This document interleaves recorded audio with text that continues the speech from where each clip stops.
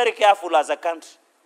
In fact, I want to request, Mr. Speaker, the Committee of Trade and ICT must do an audit of this gambling that we have, Mr. Speaker. You are being told you can win a mbuzi or a goat, you can win a car, you can win 100,000, you can win a trip to Diani, you can win a trip, Mr. Speaker. They are just playing with the imaginations of Kenya, and they are making more money. I am daring today, I can see the chair of trade, Senator Issa Juma Boy. Just take one media company or an advert. 1 million Kenyans shed 100 shillings, including our old men and women in the village. And they only give a reward of 500,000 or even 20,000.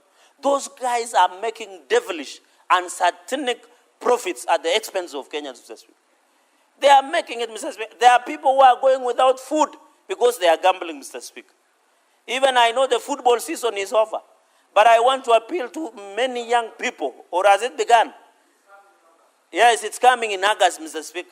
So I want to appeal, this issue we must agree, and I agree that we need to introduce the lottery tax of 15%, Mr. Speaker, as a preventive mechanism against the disease called gambling, Mr. Speaker. And I want to say, this issue of gambling must and should be arrested, so the issue of 15%, tax at the rate of 15% on lottery tax, Mr. Speaker, should and must be included. While I appreciate, Mr. Speaker, it is not lost on us that most of these betting companies are sponsoring football tournaments, they are giving out support, they are giving out CSR.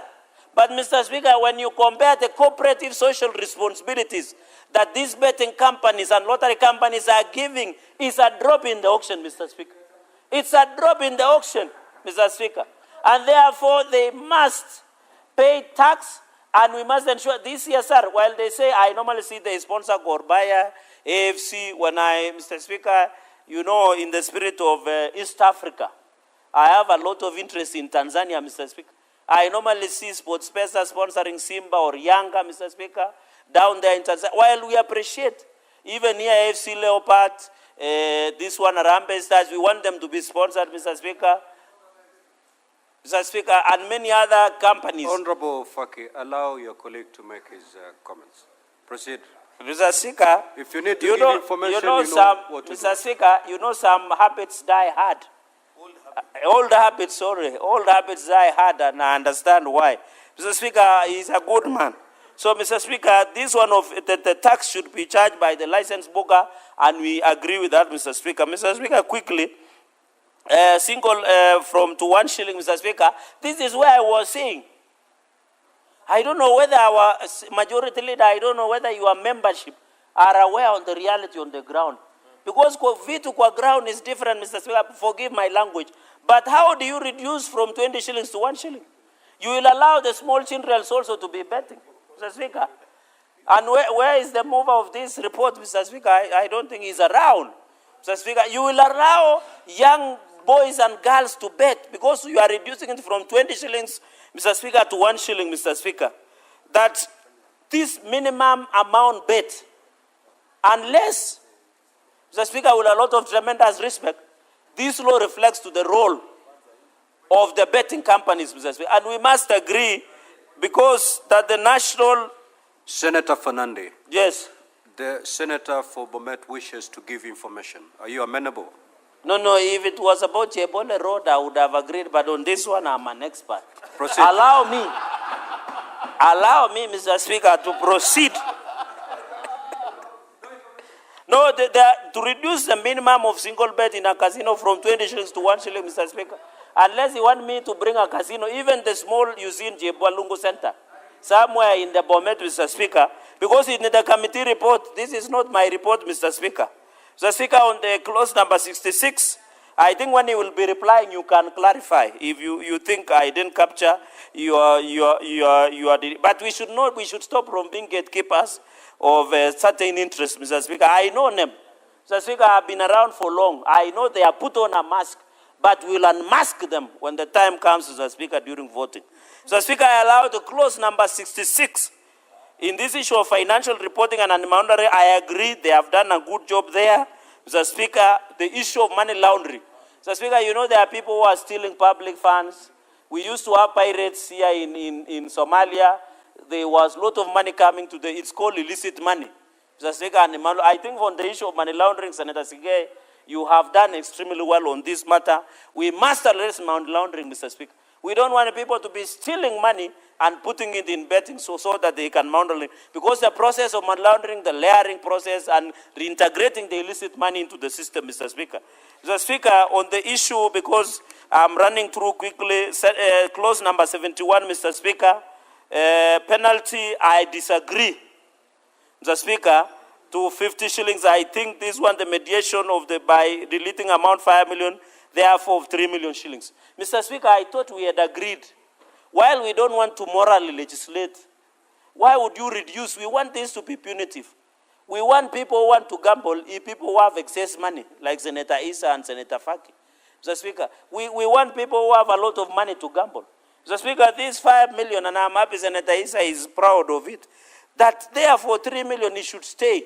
I hope when it comes to committee of the whole, Mr. Speaker, that issue can be relooked at, Mr. Speaker. In this clause number 87, television, I agree. This one, in conclusion, Mr. Speaker, remove the restriction that a gambling advertisement shall not be broadcasted on television between 6 a.m. to 10 p.m. unless it is done on a live sporting event. Mr. Speaker, I agree this watershed moment because most of our children who are part of your guests today are asleep.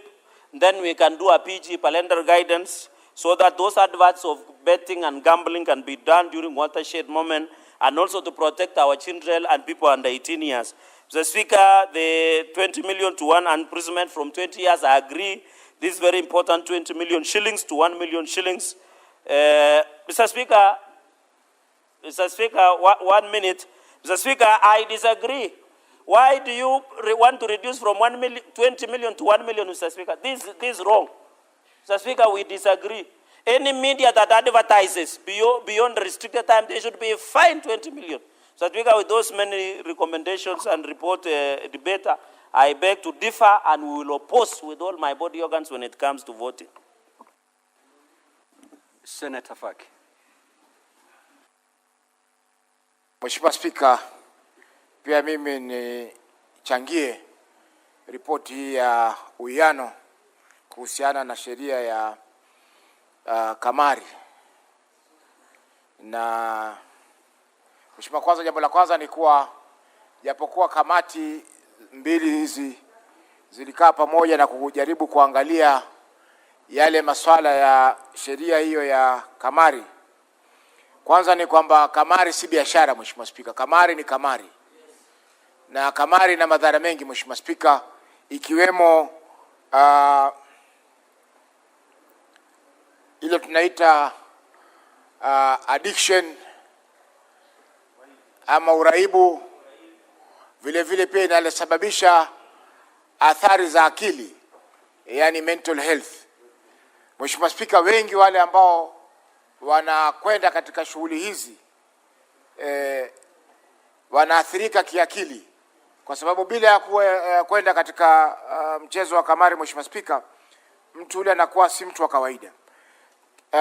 Tatizo niliko nalo na sheria hii, Mheshimiwa Spika, ni kwamba imetoa fursa ya kufanya hata watu wadogo waweze kucheza kamari, kwa sababu ikiwa kiwango cha pesa ambazo unaweza kutumia kwa kamari kimepunguzwa kutoka shilingi 20 mpaka shilingi 1, ina maana kwamba kila mtu anaweza kushiriki katika mchezo wa kamari. Mheshimiwa Spika, shida nyingine ni kwamba katika vituo vyetu vya redio kwa sasa, Mheshimiwa Spika, matangazo mengi ni ya kamari. Kwa kipindi cha muda wa saa moja, Mheshimiwa Spika, katika redio zetu za FM, karibu saa nzima wanatumia kutangaza kamari. Utasikia ukilipa shilingi 100 utapata shilingi 2,000. Ukilipa shilingi 100 utapata 200,000. Kwa hiyo Mheshimiwa Spika, imekuwa ni jambo la kawaida sasa katika nchi yetu kwamba watu wanashiriki katika masuala ya kamari, na hii Mheshimiwa Spika sio jambo zuri, kwa sababu baadhi ya zile athari ambazo nimezitaja hapa, Mheshimiwa Spika, zitaweza kuwasibu Wakenya wengi. Hivyo basi na nchi haitapata watu ambao wanaweza kufanya kazi kuweza kujenga nchi. Mheshimiwa Spika, ningependekeza kwa sheria labda ingefanywa magumu zaidi ama kali zaidi kuhusiana na wale ambao wanakiuka sheria kuhusiana na masuala ya kamari. Kwa mfano, hizi vituo vya redio ambavyo vinatangaza mara kwa mara masuala ya kamari vingepunguziwa muda ambao wanatakana kutangaza kamari hiyo, Mheshimiwa Spika. Kwa sababu bila hivyo ina maana kwamba kila mtu ataingia katika mchezo wa kamari, na hivyo basi itakuwa sio nzuri kwa nchi yetu ya Kenya. Mheshimiwa Spika, kwa hivyo shirika la communication, taasisi ya Communication Authority lazima iwe macho pia zaidi, Mheshimiwa Spika, ili kuhakikisha kwamba zile kamari ambazo zinatangazwa mara kwa mara ambazo zinaathiri watu wetu zinapunguzwa. Mwisho, Mheshimiwa Spika, ni kwamba kwa sababu ya hii kamari ambayo iko katika vyombo vya habari na kila mahali, ma TV, hata zile kasino ambazo zamani ndio ilikuwa ni sehemu za kamari, hivi sasa zimeweza kufifia. Biashara nyingi za kasino, Mheshimiwa Spika, zinaweza kufungwa kwa sababu wengi wanashiriki katika kamari ambayo iko katika mitandao, yani online. Hivyo basi biashara zile taasisi ama zile sehemu ambazo kamari ilikuwa ikichezwa zamani imebadilika. Sasa imekuwa hata majumbani watu wanacheza kamari, bibi na bwana wanashiriki katika kamari, kila mmoja akijaribu kushabikia timu yake ya mpira ama kushabikia jambo fulani ambalo iwapo watashinda itakuwa ni wameweza kupata zile pesa ambazo wamewekeza katika kamari hiyo. Mheshimiwa Spika, kwa hayo mengi napinga mswada huu.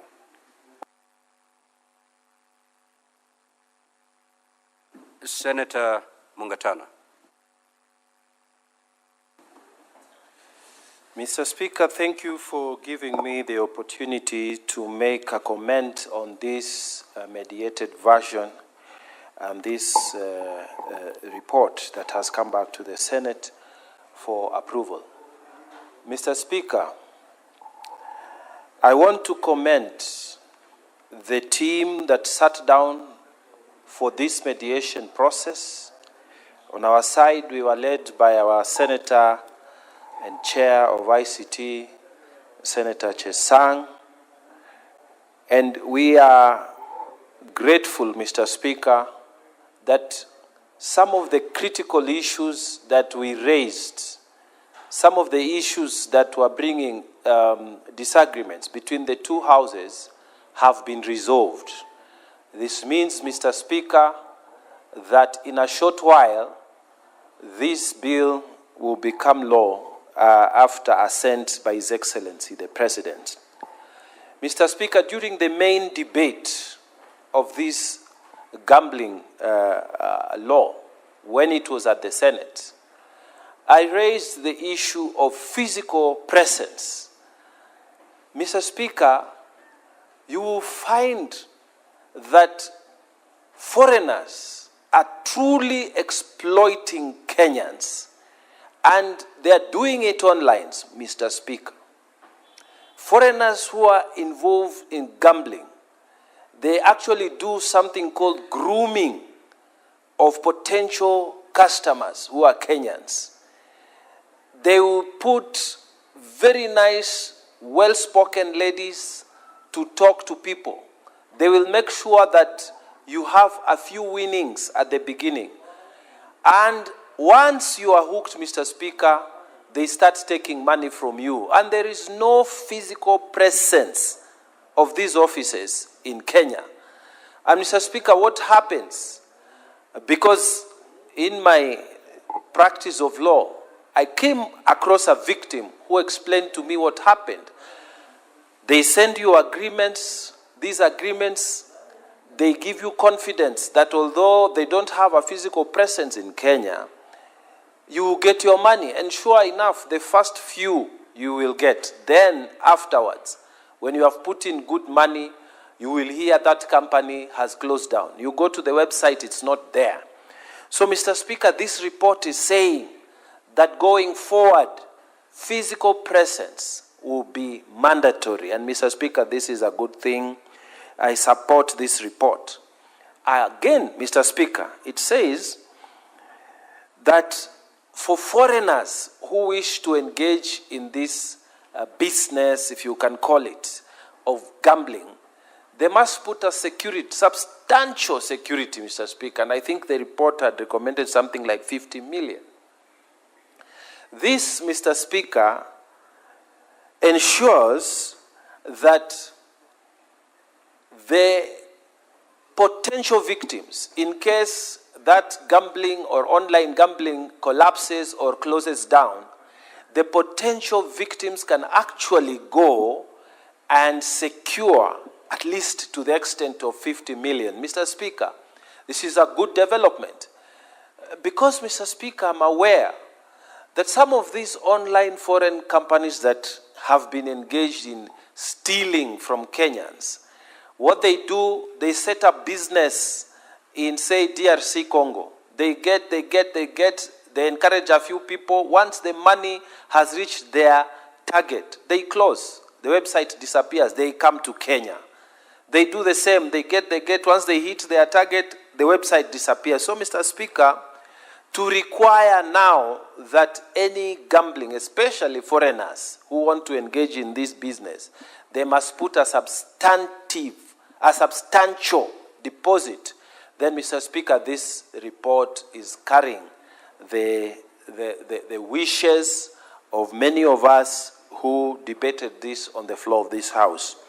Finally, Mr. Speaker, I like the fact that this report has carried the idea that on the local scene, these advertisements for gambling must be discouraged during the time when our children are there, during the time when our children are still awake. Mr. Speaker, when you travel to foreign countries, you would see that the time that these adverts for gambling and I don't know, you will win what when you do what. When you put this money, you will get this. When you do this, you will win this. They are always at night, mostly late night. But in this country, before this law, we used to find so much of this. Our radio station, as has been said here by a previous speaker, our television sets, until you get tired of looking at them, advert after advert after advert. Mr. Speaker, this report in the mediated version, and now it's going to be law once the president assents to it, it will get rid of all those.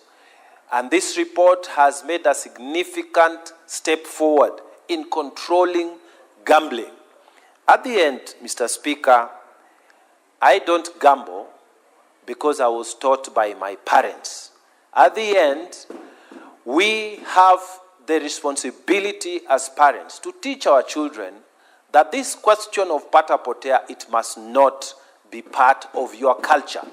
At the end, we must teach our children that hard work is the only way that you will make it in life. Mr. Speaker, it reminds me many, many years ago when I was considering to open my first law firm in Mombasa. Mr. Speaker, I went to seek advice from senior practitioners, and I remember one, many years, this is over almost 40 years now, and he told me, Mungatana, there is no shortcut to success. You see where I am? I have worked hard.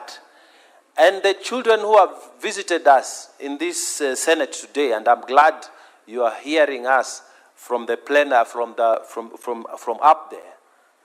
There is no shortcut to success. You must put in the work.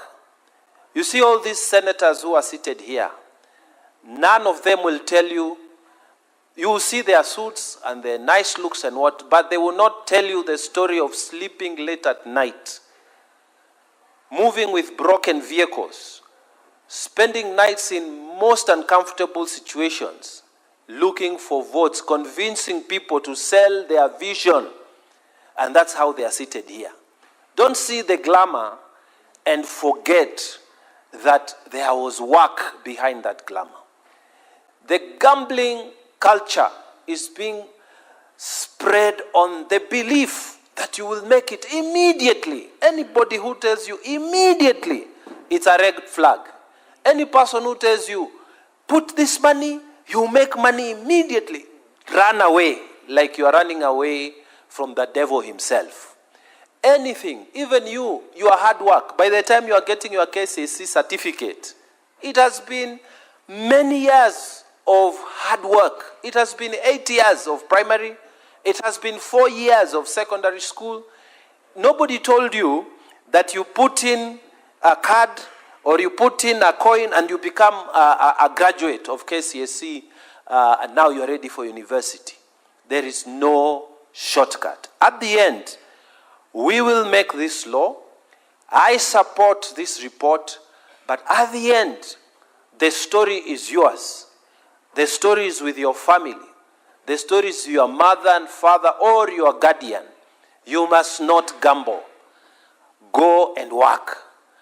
Go and work hard, and you will be successful to the extent that you imagine you will be in life. Mr. Speaker, with those many remarks, I wish to support the mediated version of this report and confidently ask the President to assent to it so that we can start regulating this gambling business. Let's not go back and forth on this matter.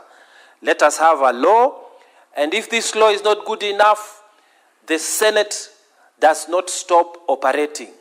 It will amend any section that is not good for the sake of good order in this country. Mr. Speaker, I support. Thank you. Senator Olekina.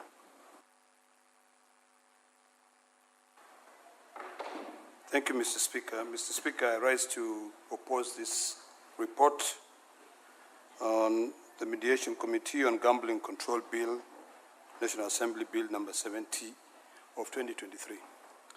And I do so cognizant of the fact that we are living in a current environment where 90% of our youth are jobless, where we have protests on a daily basis, we have issues, social issues, mental issues, economic issues that we've not been able to address, that we are now seeking an escape route to live in an utopian world of get rich fast. Mr. Speaker, I was speaking to one of our colleagues here, and she said that one of our pastors in her village in Machakos collected all the offerings in the church, but instead of using it to solve social issues or to do God's work, he ended up gambling.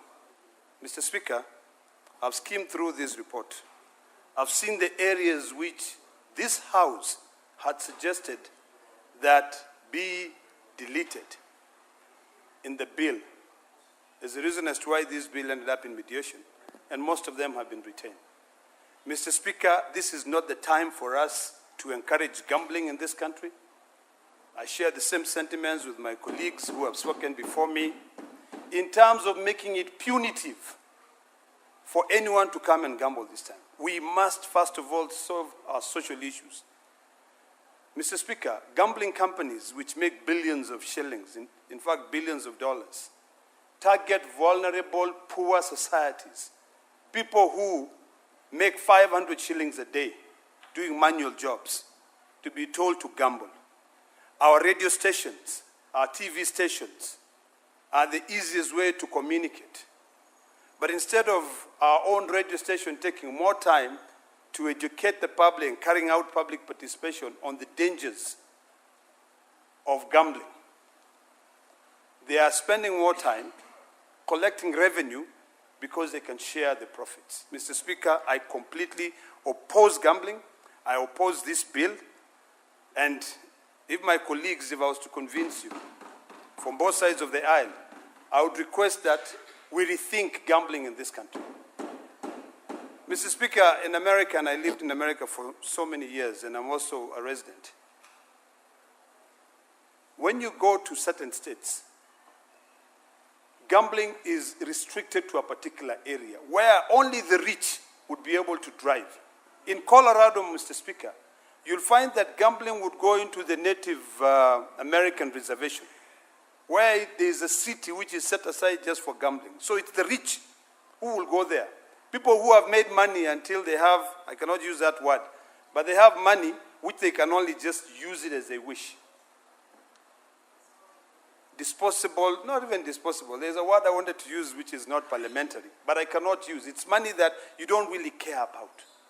You don't give a hoot on where that money comes from. Mr. Speaker, the biggest challenge we have in this country right now, which is attributed to gambling, is mental illness. In this house, we passed a law on mental illness and how to deal with it. The laws that we are discussing in this house, and I have no problem with passing legislation, but we have to pass this legislation. We have to discuss this legislation cognizant of what is affecting, what is ailing our society. Right now, there are so many poor people, and the only thing they know how to do is to gamble for them to make money. There are people who will make 1,000 shillings maybe in a week because there are no jobs available. But because they have been lured to a scheme where they can get rich fast, they gamble all that money, and then they end up doing what? Sitting down looking at their kids in a table where they cannot eat. Gambling increases crime in a country, Mr. Speaker. Today, Mr. Speaker, we have our children in this parliament. They are looking at us. The same children who come here to listen to us are the same children who we do not understand now because they are from a different generation than the one we come from. The Gen Zs, we don't understand the language they speak. But instead of us taking the lead and guiding them, we are here discussing about amending laws and saying how good these laws are to gamble. We are not teaching them. I like what, although I don't associate myself with a lot of sentiments of my brother from Tana River, but I like one thing that he said, that to the children, know that we will not always tell you what we go through to be able to wear good suits. Some of us, you might look at us and you think, oh, this person is about 60 years old, and he's merely 20 years old. But it's because they have sleepless nights. They don't sleep. You know, they are always up at night, working. They have 10 jobs. Then you just see them here looking smart, sharp. You know, you don't even know what they're suffering from. So, Mr. Speaker, I want to beseech my colleagues here that it is not time for us to be passing this legislation to be able to support people who are already filthy rich, who are already collecting so much money. It is time for us now to think seriously about how do we end all these problems? How do we reduce crimes? How do we ensure that we have created jobs for our youth so that they don't end up in the streets? You know, these regulations that we're talking about, now in a devolved system of governance, where the Constitution allows county governments to be able to develop laws to collect certain taxes. This, unless there is uniformity across board, you will find some other counties who are culturally sane will say, we will hike and put so much money to be able to save their citizens. But others, because of interest, business interests, they'll make it even very cheap. Pay 5,000 shillings and you can have a gambling license. So, Mr. Speaker, sir, I oppose this. I think the exposure to the youth at this particular time, when we are facing a lot of social issues, joblessness, should not be to gambling, but should be to working hard to making money. You know, our country is so good. Our country, you can only compare our country with other developed nations. But sometimes, even if we are passing through, the word is leapfrogging. Even if we leapfrog, sometimes certain things, we cannot just say you are born today and tomorrow you can be able to walk. But because of technology now, there are certain things that we don't need to go through the entire industrial revolution process for us to be able to manage how to do it. But in this country now, we have to remember that that process of industrialization is necessary because we have 47 counties which are completely different. So, Mr. Speaker, I oppose it. I think when you look at across the world, there are countries which are not stable. But those countries are the same countries, I think one of my colleagues who was speaking, are the ones who set up gambling websites. They lure people to gamble there, and then before you realize, in fact, the first one, you are told, hey, take some little money. And you make some little money. You get addicted. You get addicted. Before you realize, you cannot even think straight. I think the only gambling that I can be able to say, it's one that can be allowed in this country is in the stock market. Because at least in the stock market, you are seeing there is a company here. Safaricom as an example. Yesterday I was reading somewhere that Airtel has now surpassed Safaricom in terms of their customer base. You know, when you are told invest in those companies, gamble in those companies, there is something where you know you'll be watching your stocks rising on a daily basis or going down, which is life. But where you are putting in and you don't know whether you're going to get money to buy a loaf of bread or even a cup of tea. No. I say no to that. So, Mr. Speaker, with those many remarks, I completely oppose this report, and I oppose anything to do with gambling in this country at this particular time. I think in the next 10 years, once we've been able to fix our current problems of understanding each generation, is when I'll be able to entertain anything to do with gambling. So, Mr. Speaker, sir, I oppose. The Senate Majority Leader. Thank you. Mr. Speaker, I rise to support this motion, which is a report of the Mediation Committee from the Senate and the National Assembly that brings to a close a very difficult exercise that we've had, which is to try and rein in and bring control on a very difficult sector. A sector, Mr. Speaker, that has been described very ably by my colleagues. In fact, I agree with them on their prognosis. What I do not agree with them, is a final diagnosis. What they eventually consider to be the solution. I've listened to my colleagues, Senator Ledama, Senator Cherargei, and while I agree with all the things they have said about gambling, Mr. Speaker, I am afraid that what they are prescribing as a solution might not serve us. We live in very interesting times, Mr. Speaker. You know, in the year 2018, this Parliament, the Senate, sponsored me alongside a few of my colleagues to Colombo, Sri Lanka, for a conference titled Evidence-Based Decision Making. That conference eternally changed my life.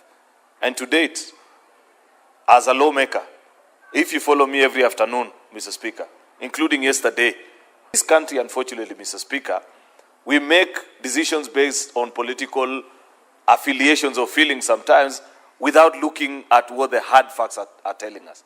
And that's a debate we had here yesterday, for example, where I tried to remind my colleagues who are here, Senator Sifuna, Senator Alwale, Mr. Speaker, that while it is long held that there are counties that are rich and counties that are poor, a better way of looking at places, Mr. Speaker, to consider for affirmative action of any kind, Mr. Speaker, is to break it down to the lowest administrative unit, which is a sub-location, Mr. Speaker, and have a nationwide consideration. Mr. Speaker, this is one such scenario as well. We agree that gambling is a menace that has messed up so many young people, so many families, so many women, because it's not just young men, Mr. Speaker. You will recall that there were times when they had put some slot machines across the country. It was a very interesting spectacle where you'd find women folk in the village at about 4 o'clock trooping from their homes to the center to go and slot in the coins, Mr. Speaker, with the hope that they were going to have their luck on that particular day.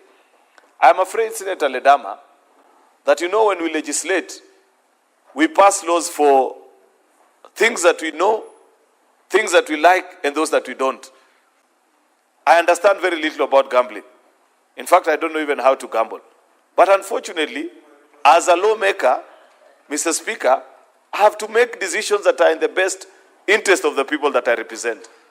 Rift Valley, where I come from, Mr. Speaker, is a mecca of bettors. That's where the hardcore betting population of this country lives.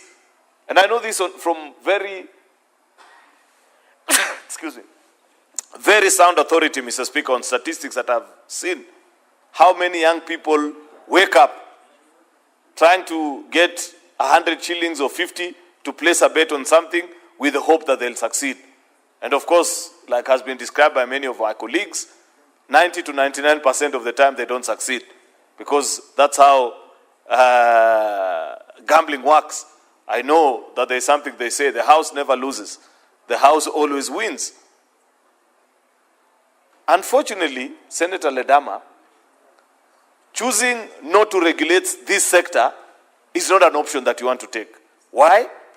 Because even if we made the decision that we want to ban gambling in Kenya, are you aware that 60 to 70% of gambling nowadays has gone online? And they are from sites that don't even exist in Kenya. And those sites, just listen, Senator Ledama, I've done some good research on this. Those sites are operated by very sophisticated software that even if you block their IP address this minute, by the next minute, they have generated a new one. And our young people are following those sites there.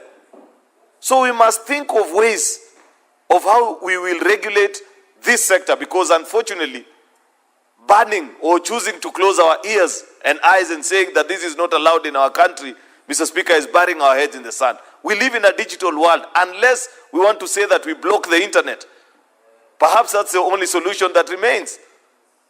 But as it is today, Mr. Speaker, the unfortunate and the hard reality is that we have got to find ways of bringing order to this sector. Countries all over the world continue to grapple with this. I took time. Actually, the former ambassador to Kenya from the UK. Yes, I don't mind. Senator Olekina, proceed and inform Senator Cheriot. Thank you, Mr. Speaker. Mr. Speaker, I appreciate the fact that the majority leader began his debate by giving us a history of what led to his style of debate, evidence-based. Mr. Speaker, when it comes to the issue of evidence-based, it is imperative to remember that as a country, what we need to remember is that our national identity card number is the one that unites us. There is nothing that stops us, majority leader, from ensuring that when you, for every transaction that you use, either online, to confirm any money, you have to use your identity card number. In fact, nowadays, when someone cons you, so long as you can get the identity card number, you can find a way, and we need to be able to find a way, Mr. Speaker, and this is what I'd like to inform the majority leader, that we can use that identity number to block you from doing any other transaction. In other countries, Mr. Speaker, where gambling is restricted, the moment you try to gamble, you're asked to put your national identity number or your driver's license number. If you go to Australia, before you enter a club, and they know you're not supposed to enter a club when you're not 21 years old, you give out your ID number. In a club, they run it through to make sure whether that ID is legit or not. Nothing stops us from ensuring that this website that the majority leader is talking about, that if you block this IP address, even the IP address is a problem, ensure that everyone, any transaction which is done in the Kenya space, even if the site is in Germany or America, requires you to put in your ID number. And if you put in your ID number, if you're not over 18, or if it is gambling, it blocks. There are ways around it with technology and AI. Senator Ledama needs to spend time with these young people to understand what I'm telling you. Those sites are not hosted here in Kenya. They are not designed here in Kenya. Therefore, you cannot determine for them what information they require from the people that are placing bets on those particular sites. They make payment using cards, ATM cards, Mr. Speaker, and sometimes on mobile money. Therefore, it is not possible, Mr. Speaker, to do what Senator Ledama is proposing, because I know for a fact, Mr. Speaker, that these online platforms that are taking away most actually of the gaming revenue, Mr. Speaker, away from this country. And that is another discussion we need to have all together. Because second thing, Mr. Speaker, in the administration of the gambling space, Kenya and Tanzania took two different paths.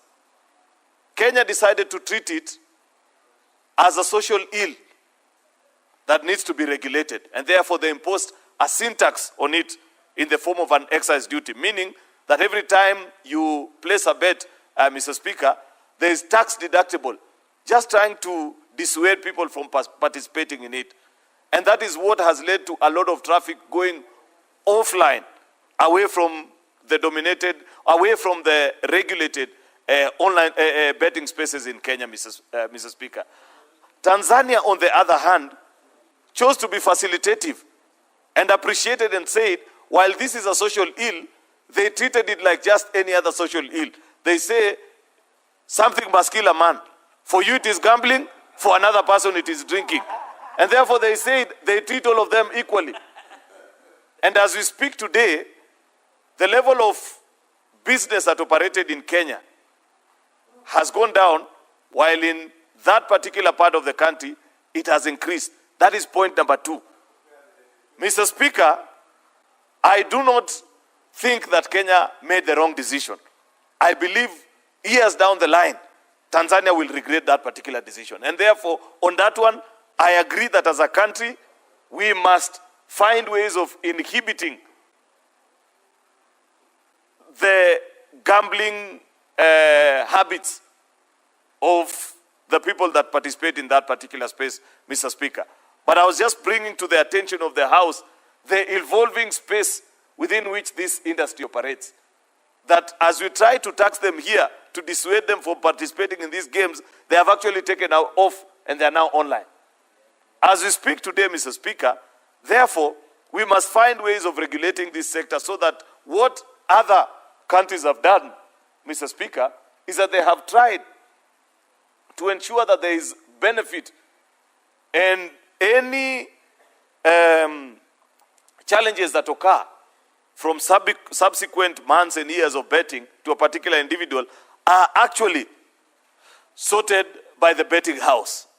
You'll find that many of them, for example, and before Senator Ledama rose to inform me, I was giving the example of a piece of legislation that was shared to me by one of the interns at the UK embassy about a year or two ago, by the time we were beginning this debate. They say that they have actually forced all gambling entities, so long as you provide gambling activities in the country, be it online or in the form of a casino, Mr. Speaker, to keep a record of the customers. And they share. And there is a trend they are able to trace.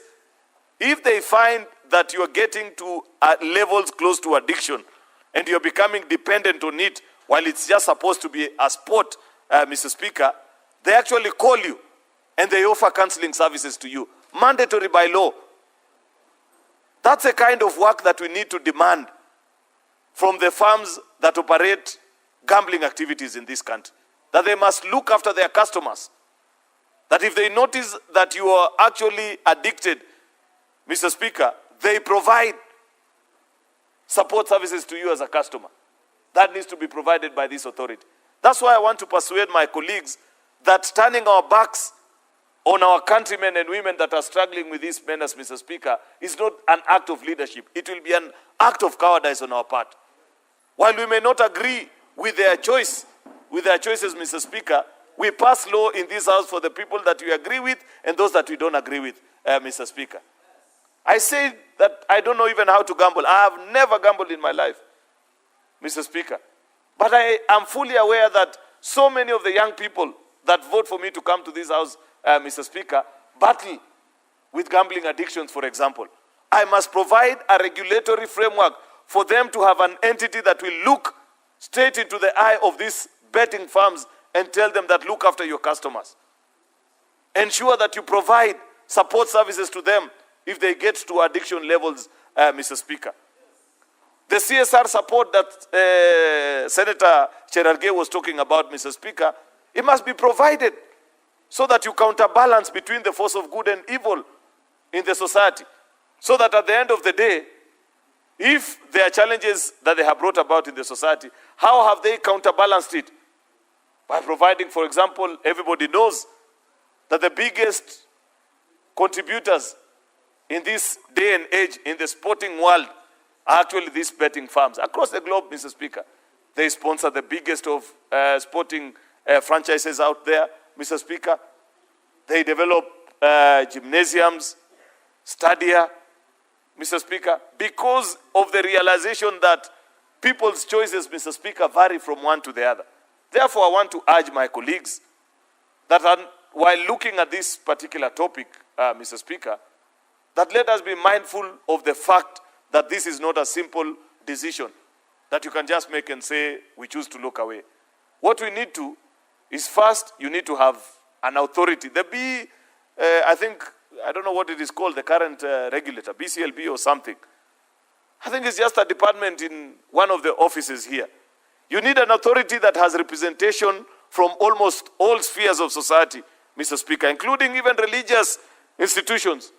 Those who will have the courage to sit in that particular board, Mr. Speaker. So that when you set the tough conditions, Mr. Speaker, the farms live by the rules, they play by the rules, and we protect many citizens that continue to battle and struggle in this particular space.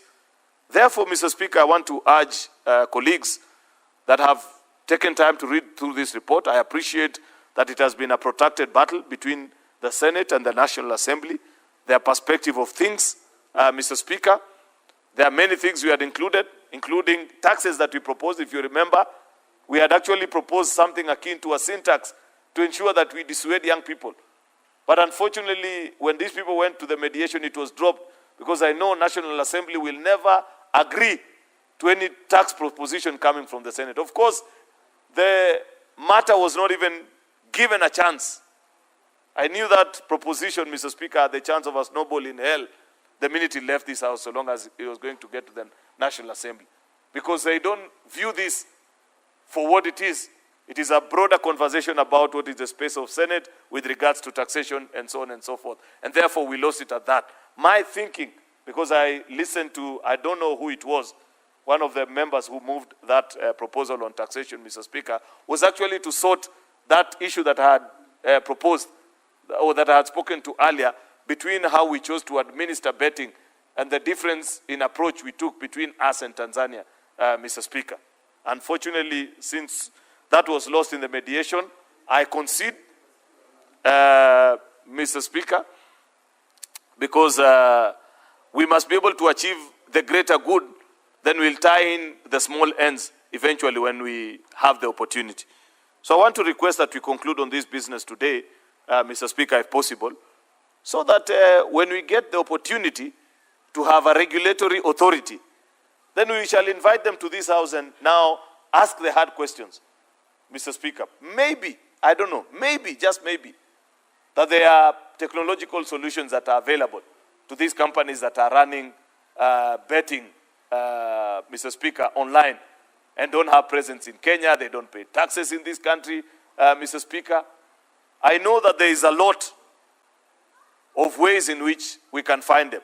I know, for example, Senator Ledama, because earlier on you had asked me what might be the solution, is that you can force their bookmakers, because all these online betting firms rely on bookmakers that are actually regulated in countries that have even stronger regulations in this space than the Republic of Kenya, Mr. Speaker, to give us the odds so that you're able to establish how many transactions they made out of this country and what it is that they paid. Because now in this law, thanks to the mediated version of the report, even if we have no ways of finding and establishing, we shall continue to demand of them until such a time that we catch up with you.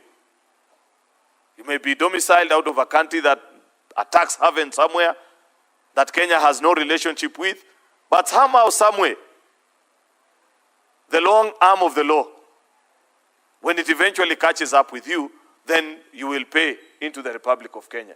Therefore, I appreciate that proposition that has come from this committee to tax even those that are participating in the online space and have no physical space in offices in Kenya, Mr. Speaker.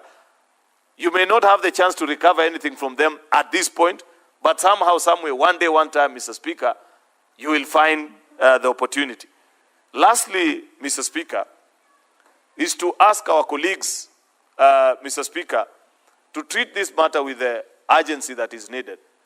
Because listening to those that are opposed and supporting this, there's one point that we all agree, that this is a space that needs our urgent attention as policy makers, Mr. Speaker.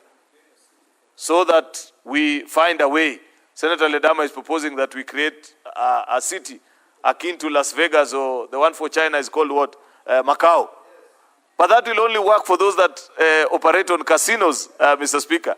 What about those that participate on this in the online space? What will you do to them? Like I have said, there is no way of stopping them, Mr. Speaker. Therefore, I want to urge Senator Ledama that let's create the authority first, then the rest follows. With those many remarks, Mr. Speaker, I beg to support and thank the colleagues that did a lot of work in bringing this report before the House. I thank you. Thank you, Majority Leader. And it is good that you declared you've never participated in gambling. But I'm just wondering, is sending fare a gamble?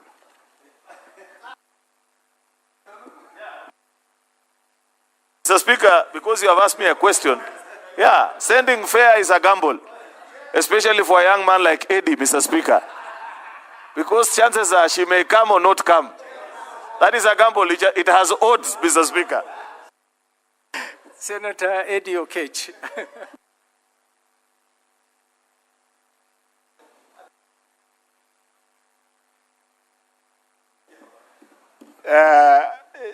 Mr. Speaker, I want to thank you so much for giving me this opportunity. You know, Mr. Speaker, for the first time I've seen a situation whereby you invite Senator Cheriot to give a comment on what the Speaker has said without ruling. And, Mr. Speaker, this issue of fare, I'm looking at the eye of the majority. He looks very annoyed when you raise the issue of fare, although he's smiling, but he's burning in the inside. It seems like his fare, he has gambled a lot with this fare to the extent that he wants. But on a more serious note, Mr. Speaker, let me just share a few ideas or thoughts on this gambling thing. And actually, Mr. Speaker, right from the start, I want to say that this is something I seriously oppose. And I totally oppose it for a variety of reasons. I was actually in the mediation team. And I was very clear that this is something that we should not even be able to entertain in our country. Because something like gambling, Mr. Speaker, happens in the context of a society. And every society have got different challenges with how gambling manifests in it. A democracy as strong as the United States, Mr. Speaker, had a serious gambling issue in the latest years that we have seen in the last 20 years, to the extent that, Mr. Speaker, that despite that the United States is actually a 200 years democracy, they have really struggled with the issue of gambling. Because there are a number of vices that come with gambling that, Mr. Speaker, cannot be commensurate with the benefit that you come with whatsoever. In fact, in 2018, I had just left the United States 2 years before that, when the conversation about gambling was going on very strongly. And Mr. Speaker, in 2018, there was a Supreme Court decision that declared sports gambling in what we call Murphy versus the National Collegiate Athletics Association unconstitutional, to the extent that this was a case that was looking at sports gambling and the vices that it was bringing among young people in the United States. And the fact that the United States had, even as a city where we call it Las Vegas, where you can actually go and do gambling there, and some sort of regulations that are within states that allows for resources from gambling to be able to enable those states raise some revenues without necessarily taxing people, or rather adding more taxes on people, and then do very specific services to those states. For instance, where you find originals who are in the United States, who we call the Red Indians, their communities must have been left behind in some inequality issues around economic development that has happened in the United States. You might find that some gambling might be allowed in those quarters just so that you can raise resources to enable them be able to deal with those services that their communities need. But other than that, Mr. Speaker, the overall issues and the overarching issue of gambling, Mr. Speaker, becomes a very complex thing to maneuver, even in advanced economies that can be able to monitor those vices like the United States. And Mr. Speaker, the question here is, this particular mediated version is very heavy on the opportunity for our government to raise taxes.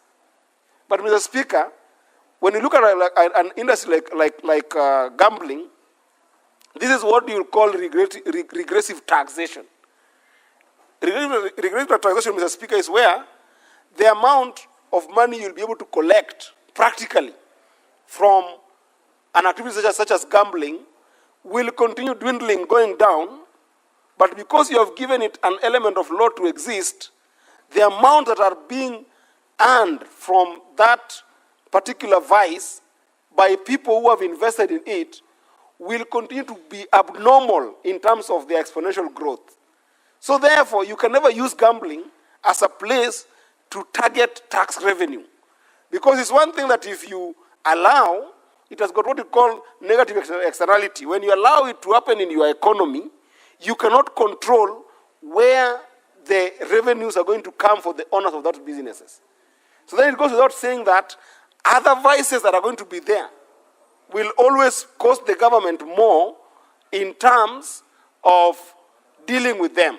Mr. Speaker, for instance, if you allow gambling and you're making, for instance, you're making, let's say, 4 billion for purpose of conversation in terms of taxation, and then you go an industry that goes to about 800 billion Kenya shillings, and you're only taxing 4 billion because it's regressive. And then, while you're doing that, you find a society where young people are not employed, young people don't have technical ability to go to school because they are adapted in what we call compulsive gambling. Compulsive gambling is where other behaviors have developed in your entire population, where kids from secondary schools and primary schools start gambling behind the scenes in the black market. You don't have control because they can be able to afford mobile phones. You don't have control of their behavior. They start gambling. And then this is starting to impact their education, starting to impact their concentration in school, starting to impact their behavior in terms of even starting to steal from their parents to go and gamble. What about a society where the poorest people, who are not even in the middle class, are not going to start focusing on their work, but instead spending more time gambling? You see, this will have a ripple effect in the society when you look at their total productivity factor. Mr. Speaker, you yourself in your office employ a number of young people who have just come from college. If they get captured in gambling, and then after they have been captured in gambling, they don't pay attention to the work you have given them to do. What is the impact in their productivity to what they're supposed to do for you as a Speaker of the Senate? What will end up happening is that you will have this big impact, and that's what we call it compulsive gambling, in the sense that the negative effect in the society is so big that even if you are to collect a lot of taxes from it nominally, not in absolute terms, because in absolute terms, the money that's going to gambling is always going to be humongous. It's always going to be exponential compared to the money that you end up getting into the taxes. Now, why do we collect taxes, Mr. Speaker? We collect taxes so that we can be able to, as a government, provide services to our people. Now you're in a situation whereby, Mr. Speaker, you are competing between the money to give roads, the money to provide water, the money to provide affordable housing, the money to provide SHA, and then you now have this population of young people who have developed other vices including mental disorder in the society, Mr. Speaker, that now as a government you must spend on. That's why we call it both a regressive tax. You're going to collect a relatively small amount of money compared to what is in that industry. And then secondly, you're going to have compulsive problems where you have, as a government, to spend in those problems. You will have to spend on the population that is not productive. You'll have to spend in the population that is having mental disorder. You'll have to spend in the population that is facing problems of selling their assets and becoming poorer. So you're getting tax that is regressive. It will never help you. Gambling cannot be a place where a government wants to go and face and start looking for taxation as a revenue. It doesn't work like that.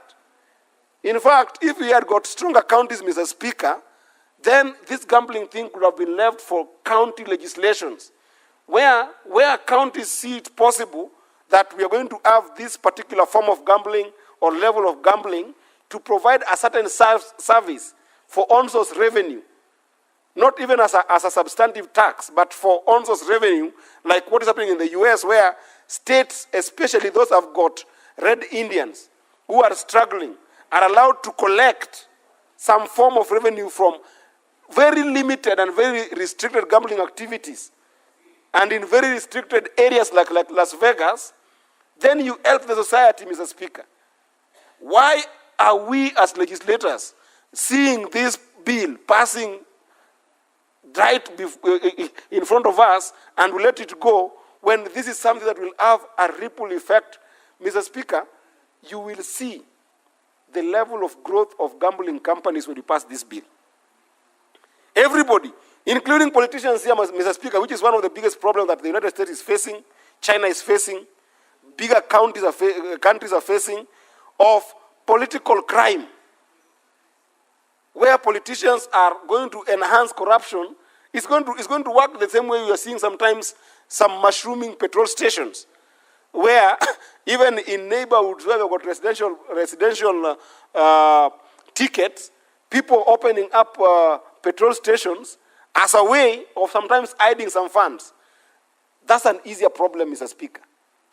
A bigger problem is being able to allow for this bill to pass and make it even easier for people to have gambling licenses, Mr. Speaker. Because there is no way to monitor a gambling activity apart from just the revenue metrics, which is what we are putting here, to be able to look at what revenue has come in and what can we be able to get from that revenue. Mr. Speaker, this will be a conduit, a place for the political class to even hide money, a place for money launderers to hide money, a place for criminals to hide money. Surely, the Senate of the Republic of Kenya, Mr. Speaker, that has been seen for the last 3 years when the country has faced tempestuous moments, when the country has faced a lot of challenges, we have seen as the house that brings back sobriety in this country. When Senator Cherargei gets up to speak on matters of national importance, matters that concern the nation, Mr. Speaker, the country listens. The country trusts the Senate. The country trusts the Senate above the National Assembly. The country trusts the Senate above even the executive, above the county assemblies, above the Council of Governors when it comes to issues of national significance, Mr. Speaker. I know for a fact of women who have faced a lot of problems, Mr. Speaker. Senator Mogeni, what is your point of order?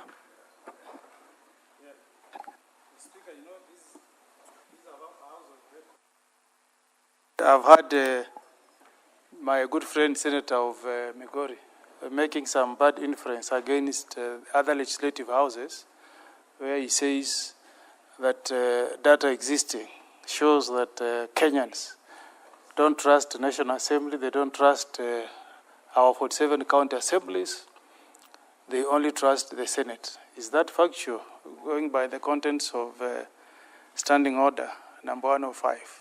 We should not say things we cannot back by data.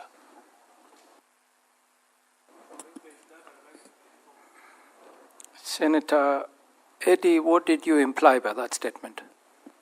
Mr. Speaker, first of all, you know, Senator Morgan is my senior. I know how much I respect him. He should not say what I did not say. I did not say that those other institutions are not trusted. I just said we are trusted more than them. It's a level of trust. It's an issue of level of trust. And there's a number of data, including Muzalendo Trust, Mr. Speaker, that does all these data-driven research that shows that Senate is actually more trusted as an institution by Kenyans. Since you've referred to an existence of data, yes, according to Senator Mugeni's point of order, yes, are you able to substantiate by tabling those data so that Mr. Speaker, if you give me time, I'll bring you the Muzalendo data and show you just how much Senate is trusted across board in the country in terms of making sober decisions. And actually, I was calling to the conscience of because I know I might get a time to speak, and perhaps I need to bring him up. He just got in. I need to bring him back that we are discussing the gambling bill. And I wanted to tell him that as my senior, I was trying to appeal to his consciousness that this bill very well, Senator Eddie, you will substantiate by the next sitting. Say, sure, I will do that.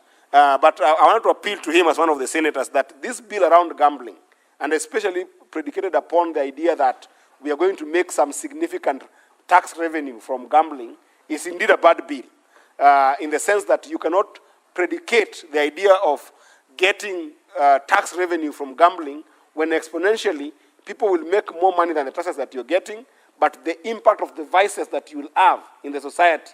I was giving the senator an example that in my own community in Migori, there are a number of cases that have come to me of people going through depression. There are a number of cases that we have seen of people committing suicide after losing their basic assets. As simple asset as women selling goats to go gamble with. As simple asset as young people selling their motorbikes that they have saved over and over time, over 3 years, to purchase a motorbike, then they sell it to go and gamble with it, and then they end up losing everything that they had. The impact is so big that if it's not only for mental health disorders or in places whereby we have got suicidal cases where people have killed themselves actually because of this gambling problem, it also even furthers crime, Mr. Speaker. Because in a situation whereby a young person or even any other member of the society has lost their assets, have lost in this gambling, and even in some cases they have lost their jobs because of this gambling problem, what happens where somebody has got the mental stamina not to commit suicide? If they have lost all their assets and all they had, Mr. Speaker, what remains for them to be able to survive is to go into criminal activities, Mr. Speaker. And we see these vices over and over in the society. So, Mr. Speaker, I know there's temptation to try and regularize this bill to make it look like we're going to have a framework that will make sure that we encapsulate the entire gambling industry into a tax bracket. But I think that this is one of those areas that will dissuade us not to be excited about as a country, as a place to be able to get taxation. Because that taxation is regressive in the one hand, but most importantly, even if you're to cause disorder in the society, where you're competing to build roads or to bring water with the same taxations, you will now even have another problem that you have mushrooming companies for gambling, so that it becomes a conduit for money laundering by the political class and other people who are outside of the political class, Mr. Speaker. This is something that I believe that as a house, we must be bold, we must be courageous, we must remain solid, we must be distinct in our decision as a house, that despite the fact that this bill has gone through a mediated process, this is a bill that we must kill as a house and make sure that we don't give a license to auction the future of our children. We don't give a license, Mr. Speaker, to auction the health care of our children, Mr. Speaker, by making sure that we now enable an avenue for serious mental disorder. And if we must consider as a country and be competitive in terms of looking at gambling legislations, Mr. Speaker, then I would wish this House the courage, because we are the House that is established under Article 96 of the Constitution, that is supposed to protect devolution. Let us then enhance the legislative capability of our counties to be able to handle things like gambling bills. so that it is customized, that we only make sure that we don't touch into the unconstitutionality of gambling allowance into the country. But with regards to giving certification and legislation to operate and regulations, Mr. Speaker, why can't we, as a House, pass a bill that will enable counties to be able to determine this as an area for raising resources for specific services? Not all services, Mr. Speaker. Not even as a place for on-source revenue that goes into the basket of taxation in the counties. Because that would be also be tantamount to double taxation, Mr. Speaker. I would wish that we just come up with a legislation that allows counties to be able to look for those specific gambling activities in those counties and specific areas of gambling in those counties and specific taxation that is county level oriented, and it goes to specific services, after which you don't take it to the entire CRF of the county to deal with the entire on-source revenue issue. But as a national law, Mr. Speaker, I can assure you, having looked at the impact of gambling in countries that have made strides, countries that have got both the fortitude, not just the mental fortitude, but social fortitude to be able to deal with the vices of gambling, like the United States, like the countries in Europe, like in China, Mr. Speaker, having looked at the infrastructure that they've put in place to ensure that gambling doesn't collapse their countries, Mr. Speaker, we cannot afford to see this bill pass this House.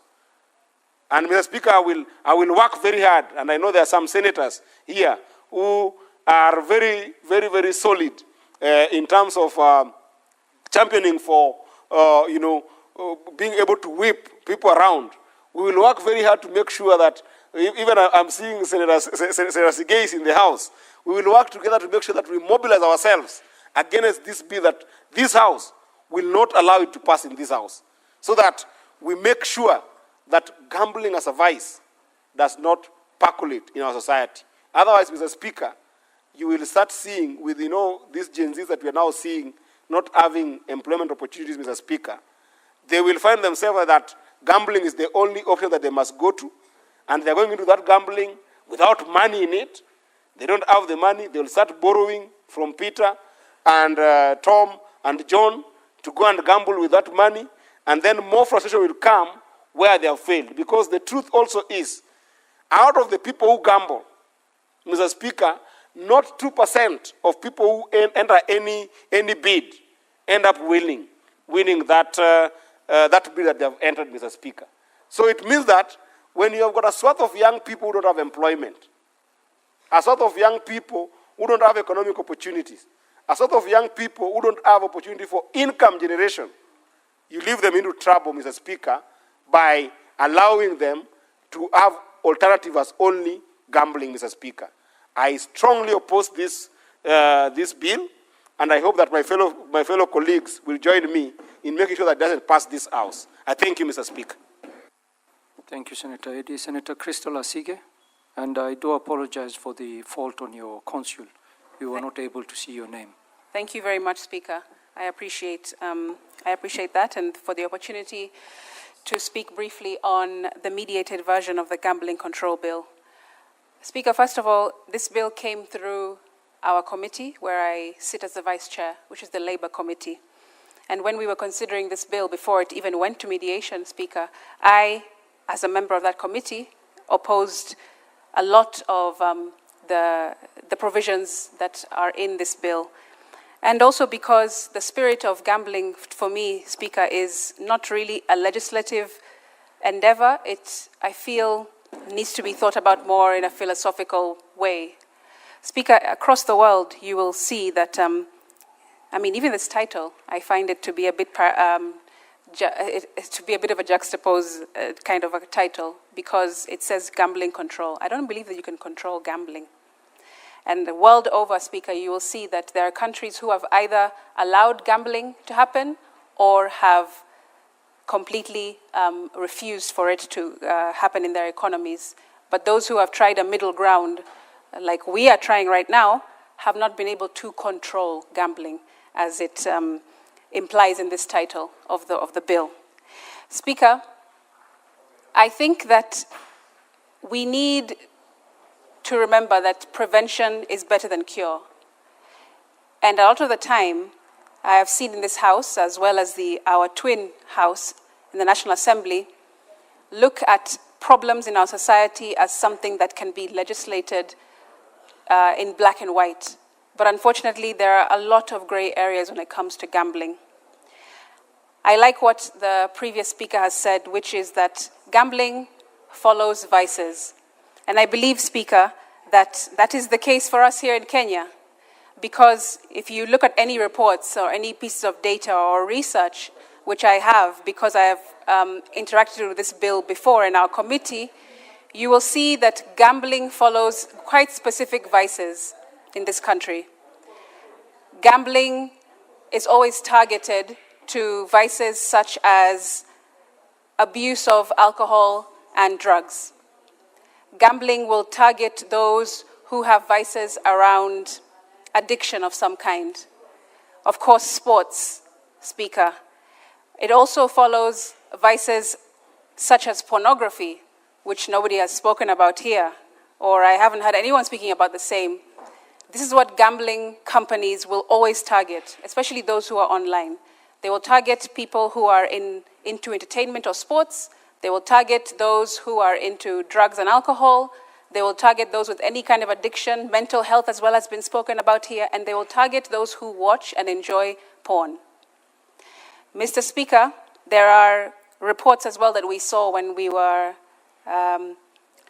looking into this bill in our Labour Committee, which show that in Kenya, some of the highest usage of the internet lie in those very topics I have just mentioned. It's the top 10. In the top 10 are entertainment, sports, shopping, but in the top 3 is pornography.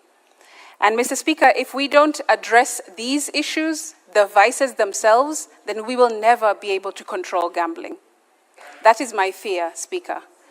And recently, in the last few months in this House, as I said, we keep legislating things that are the symptoms and not the actual core root of an issue.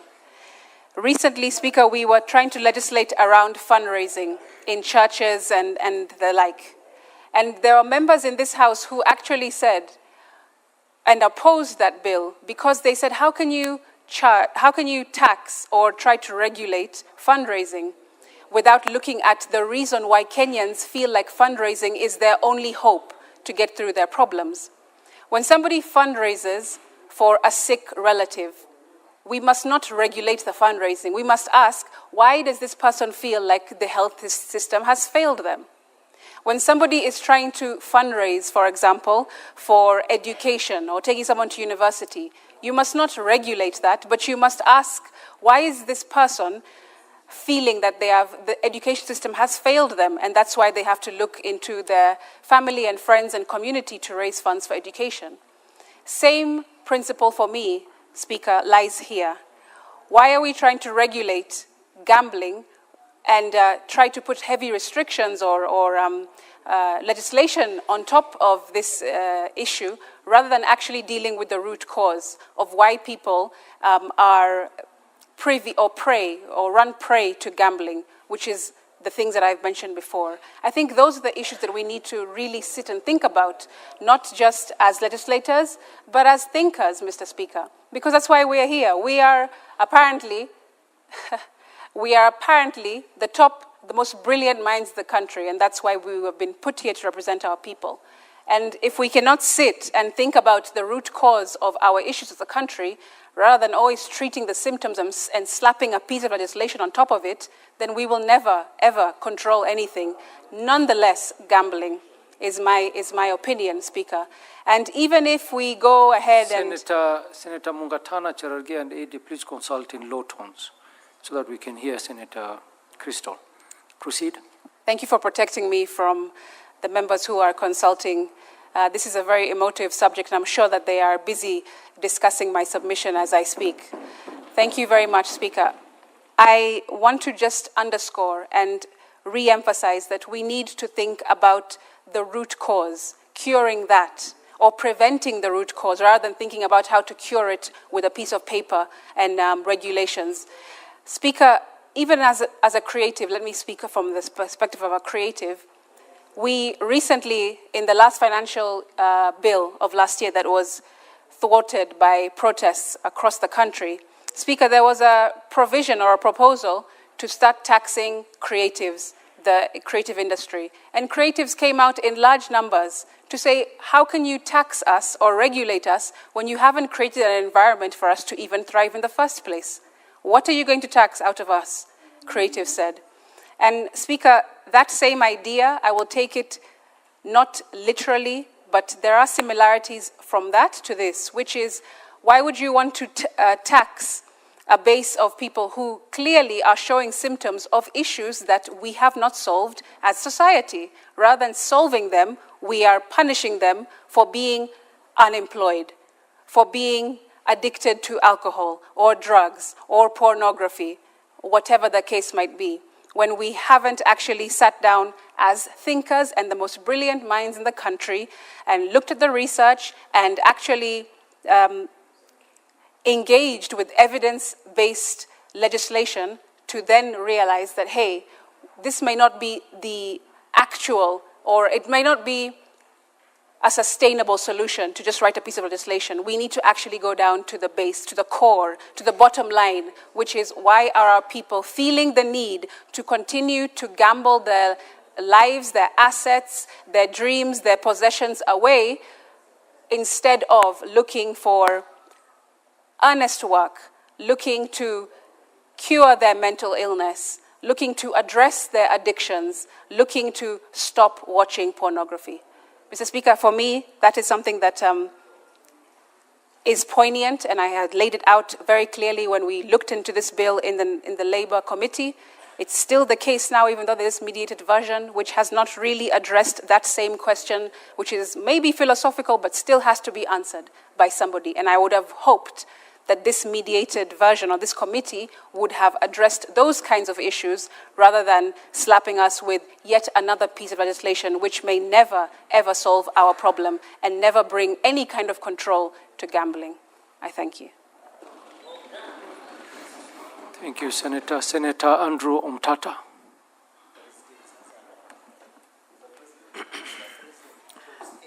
I'll be very brief and presidential.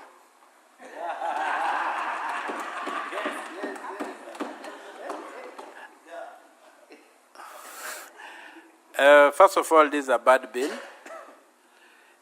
It is tackling a very, very technical area without any scientific study having preceded it. And that is where the problem is. The root cause of gambling is a misconception that it's a shortcut. It is a shortcut to making wealth. There's a shortcut to creating wealth. And in a country like Kenya now, where there is to make a shilling has become very difficult, you can see the way that this thing has mushroomed across. And maybe we may need to withdraw this bill, have a proper study on what is driving this issue, and then come up with scientific solutions. When I look through this bill, I don't see anything that is scientific about it, and I don't see any solution proffered. Yes, there's need for regulation, but by doing what?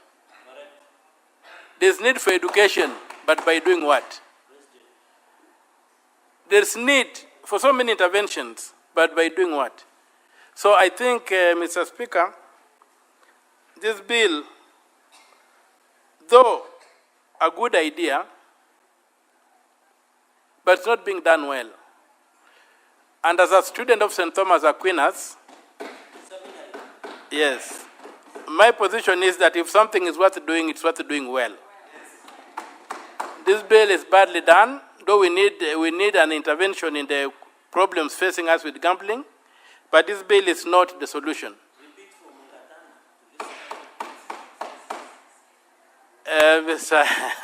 Senator Mngatana did not support the bill. He recognized that there was a bill, but I didn't say he did not support it. He recognized that there was a bill. And for me, Mr. Speaker, in the absence of a serious study,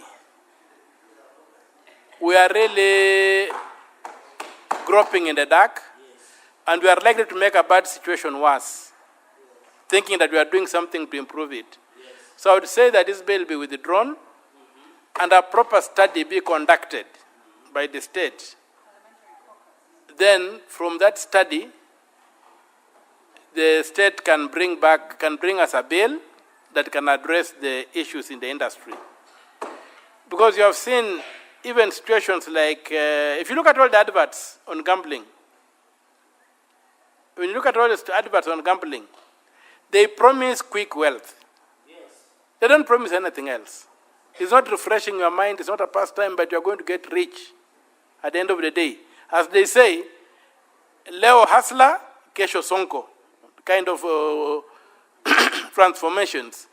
So I would pray that this bill be withdrawn, or if it's not withdrawn, we vote it out, and then give that, leave the door open for a better, well-resourced, well-researched, and well-reasoned bill to come before us, one that can then exercise our minds. Really, right now, we are just not well informed to make a decision. And with those few remarks, Mr. Speaker, sir, I personally reject the bill. Thank you.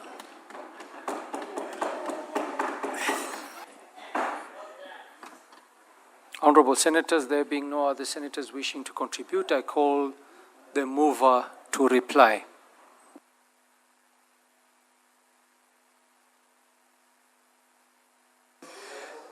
Thank you, Mr. Speaker.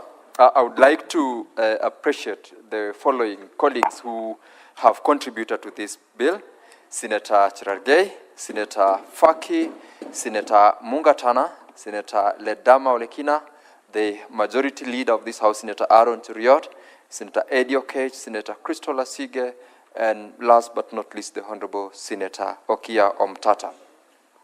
Mr. Speaker, on behalf of the mover of this motion, the Honorable Senator Chesang, I would like to echo largely what part of the sentiments by the colleagues who've talked into this bill, to the extent that we are living in a global society, Mr. Speaker, and we will not bury our heads in the sand to say that gambling and betting-related activities do not happen. It might be a tall order to say we will largely manage to regulate the process, but, Mr. Speaker, we must start from somewhere. And where we are is the beginning of that decision to try to regulate and to try to make it at least be something that we can speak about and regulate by making sure that this law passes. This law, Mr. Speaker, is not only about gambling. It's got so many other aspects in it. We are aware that we've got the National Lottery Act of 2023, that this law speaks to it.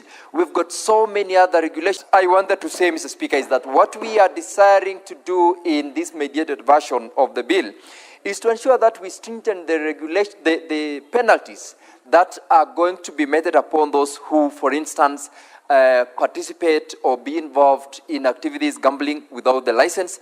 For example, Mr. Speaker, we have in the mediated version of the bill enhanced the penalty in form of penalties or fine that one can be imposed to over 3 million Kenya shillings and 5 million Kenya shillings, which is an improvement from what previously existed, because without any fine or any penalty, of course, Mr. Speaker, no one will see any reason to be deterred from conducting activities gambling without the license. Mr. Speaker, earlier on, the Honorable Senator Cherargei, which is what I wanted to inform him, and I'd like to take the opportunity to correct the misrepresentation that the particular timelines within which, not timeline, sorry, but the amount that one can bet on is not 1 shilling. In fact, the committee, Mr. Speaker, enhanced the amount to Kenya shillings 20 as a means of ensuring that whoever participates